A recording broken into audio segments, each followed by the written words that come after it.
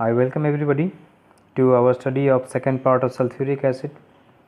In this second part, we will be studying physical and chemical properties of sulfuric acid along with identification of sulfuric acid. In physical properties, it is colorless, odorless, slightly sour in taste, but do never taste sulfuric acid, it will harm you. Okay, it is oily in nature, dense, hygroscopic liquid, so it is always kept in a stoppered bottle.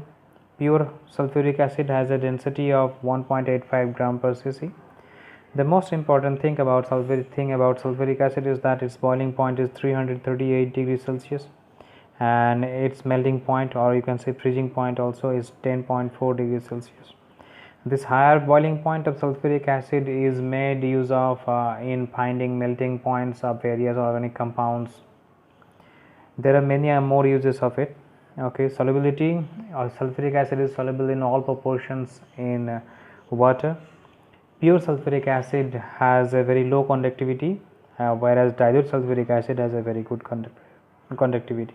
So we can say that acidic property of concentrated sulfuric acid is very low, while that of dilute sulfuric acid is very high. Okay, it does form a constant boiling mixture, which we call azeotropic mixture. It forms an azeotropic mixture with water having a 98.5% sulfuric acid in it at 338 degrees Celsius. Okay, physiological nature, concentrated sulfuric acid is highly corrosive in nature and chars the screen black. If we put one drop of sulfuric acid in a paper, after 10 minutes you will see the paper has been charred black. Okay, now chemical properties.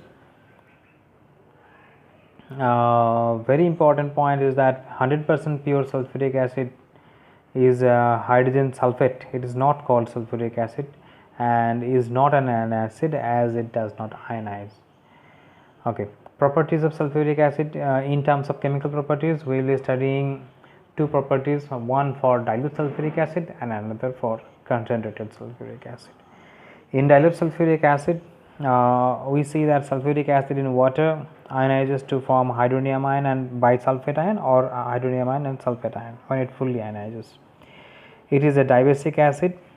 We can see it from the ionization reactions given above. Dilution of sulfuric acid.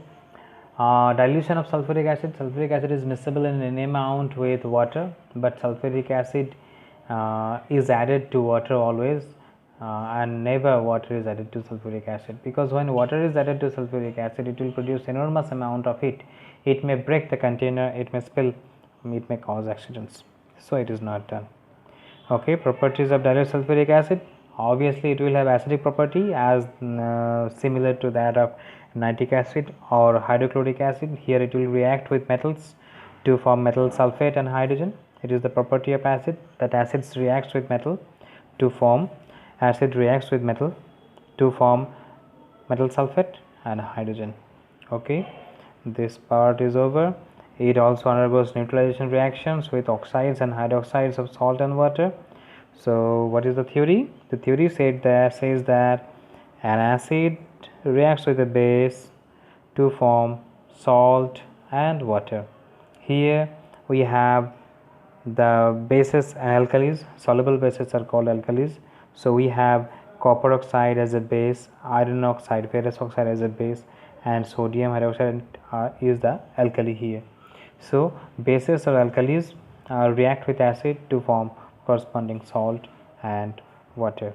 This is easy. Okay, regarding reaction with carbonates and bicarbonates, we saw it in previous two chapters with hydrochloric acid and nitric acid. Acids react with carbonates and bicarbonates to produce salt and water along with carbon dioxide.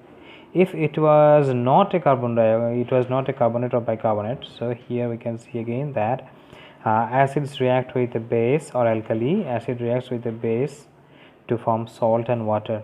Okay, now this changes to acids reacts with a carbonate or bicarbonate to form salt and water along with carbon dioxide. So this is excess.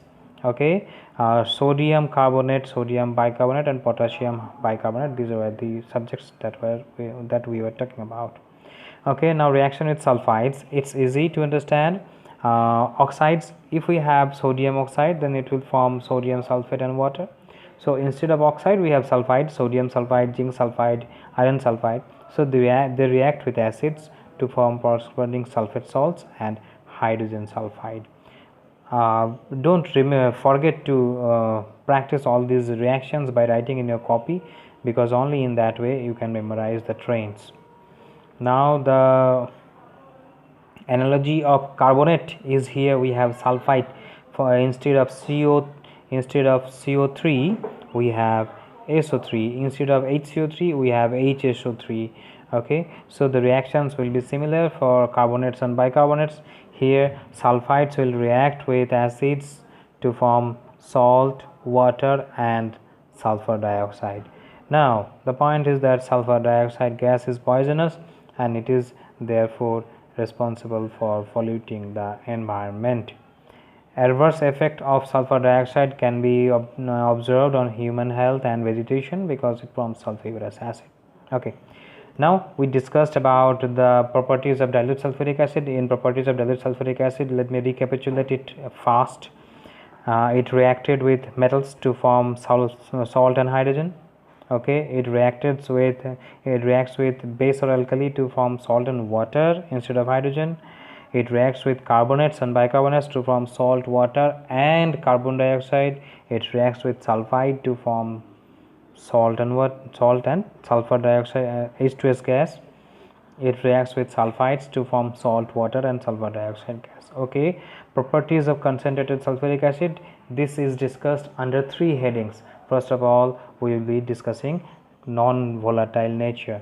Then we will be discussing its oxidizing nature, and after that lastly we will be discussing its dehydrating nature. Okay, non-volatile nature. It is non-volatile, so its non-volatility is used in the preparation of other acids. These are the acids that can be prepared using sulfuric acid.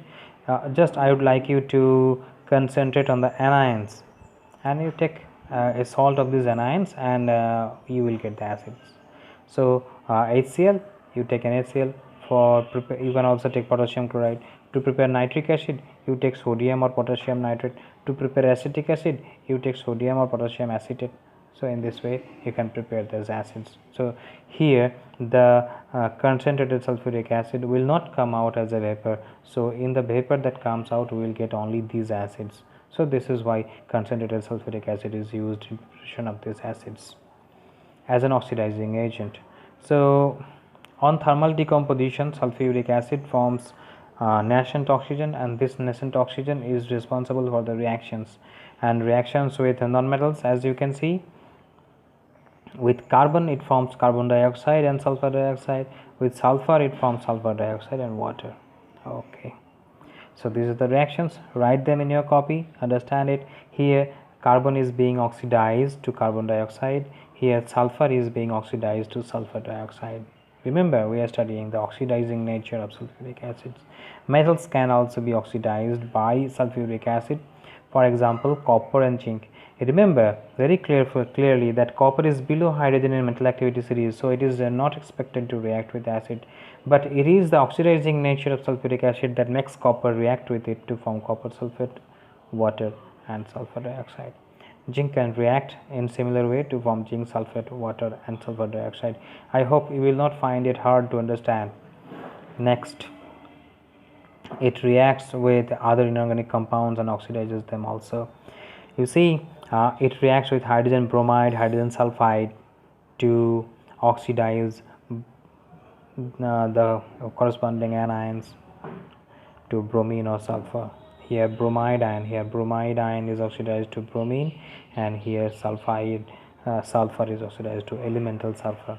So these are the natures these are the oxidizing properties of sulfuric acid that we can hit. Okay, now sulfur dioxide gas is oxidizing as well as a reducing agent. It also shows temporary bleaching property due to its reducing nature in presence of moisture. This is very important. So sulfur dioxide in presence of moisture will form nascent hydrogen, and this nascent hydrogen will react with colored materials to form colorless products. So in this way we can have colorless product. But as this colorless product has been formed by reaction with hydrogen, so if excess of oxygen is there, and it comes in contact with this colorless product, then this colorless product will regain its color, though the color will not be vivid again, it will take time. Okay. It is not a strong bleaching agent. Sulfur dioxide is not a strong bleaching agent as chlorine, hence it is used to bleach only delicate materials as colored clothes, colored wet flower petals, or fresh green grass. They can be bleached by sulfur dioxide. Okay, as a dehydrating agent, this is the last use that we are going to study about concentrated sulfuric acid. It is a very strong dehydrating agent. It takes up water from various compounds. From formic acid, it forms carbon monoxide. From oxalic acid, it forms carbon monoxide and carbon dioxide. From ethanol, ethyl alcohol, it forms ethine. Remember the temperature. This will help you in your study in organic chemistry at the end of this year. All carbohydrates such as glucose, sugar, and cellulose is present in paper, cotton, wood, etc. So sulfuric acid takes out the water from it, and only carbon is left behind. So when a sulfuric acid is added to cane sugar, we get this carbon and we call it sugar charcoal. It's a very pure form of charcoal that we can use. Okay, how is it done? Concentrated sulfuric acid is poured into crystals of sugar, then black spongy mass of sugar charcoal is left. Okay, it can react with your skin to form blisters, so be very careful about it. Now, second part of this dehydrating nature, it removes water crystallization from salts. It can be shown when we take blue vitriol, that is copper sulfate pentahydrate crystals, and allow it to mix with sulfuric acid. So we will have dirty white copper sulfate and water being removed and kept with sulfuric acid, that much we can say. So sulfuric acid can take up water of crystallization from molecules. Okay, here in this table we have the differences of concentrated and dilute sulfuric acid. I hope we will find it easy to understand. Dilute sulfuric acid ionizes and behaves as strong acid, whereas concentrated sulfuric acid doesn't ionize, so it behaves as a weak acid. And then dilute sulfuric acid is a strong electrolyte, whereas weak electrolyte is the concentrated sulfuric acid. Dilute sulfuric acid cannot act as an oxidizing agent, so concentrated one acts as an oxidizing agent. Dilute sulfuric acid cannot be used as a drying or dehydrating agent, but concentrated sulfuric acid can be used as a drying or dehydrating agent. Okay, we can prepare, this is the last part, insoluble sulfates using sulfuric acid. This is possible to prepare if we allow lead nitrate solution to react with sulfuric acid. So it will react to form lead sulfate and nitric acid. If we allow barium chloride solution to sulfuric acid, it will form barium sulfate and hydrochloric acid. So the anion here converts to an acid. This anion also converts to an acid, and we have the sulfate. This is an exchange reaction, double decomposition reaction, you can say. Remember, if you use crystals of lead nitrate and allow it to react with sulfuric acid, it will not react, because it will start reacting in the first phase and it will put a coating of insoluble lead sulfate on the lead nitrate crystal. So rest of the lead nitrate will not react. The same thing will happen for barium chloride also. Uses of sulfuric acid, it is used in many cases. It is used in the preparations of halogens and as you can see, carbon monoxide, carbon dioxide, hydrogen, sulfur dioxide, and various hydrochloric acid, nitric acid, etc. It is used in extraction of metals by electrolysis. We can use it. Pickling metals removes metallic impurities like oxides and carbonates from the surface of metals before galvanizing, so we can use it to do this. In lead accumulators, that is in lead storage battery, we can use it in aqua state for electrolysis. It will give us electricity. Okay, oil refining, sulfuric acid is used to remove harmful impurities in purification of oil products like petrol, kerosene and lubricants. Okay, the next one is the major one, uses of it in industrial uses.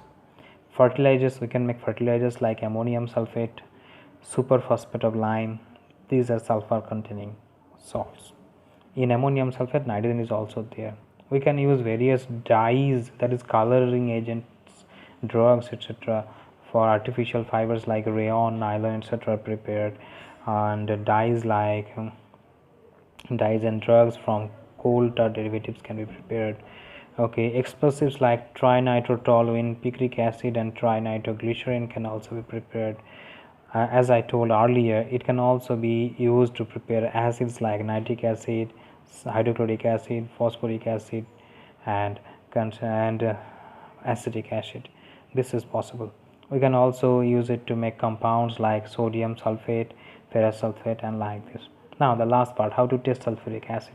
Sulfuric acid will react with copper. Sulfuric acid will react with copper to form sulfur dioxide gas. This sulfur dioxide gas turns orange color of potassium dichromate paper, that is a paper dipped in potassium dichromate, to green color. In this way you can identify it. It can react with sodium chloride to form hydrogen chloride. Hydrogen chloride can be identified using ammonia. And again the most common test for sulfate anion is that we can make it react with barium chloride to get barium sulfate salt. This barium sulfate is insoluble, so from the insoluble precipitate we can say that a sulfate anion was present here. So this is all for reactions of sulfuric acid. Thank you very much for watching. Wish you all the best.